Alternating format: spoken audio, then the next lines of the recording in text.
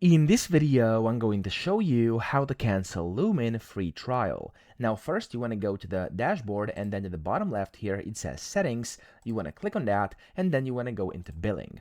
Over here it's going to say product and then PDF. Here, as you can see, I have a trial right now, so I can click on the manage button under action and then click on cancel subscription.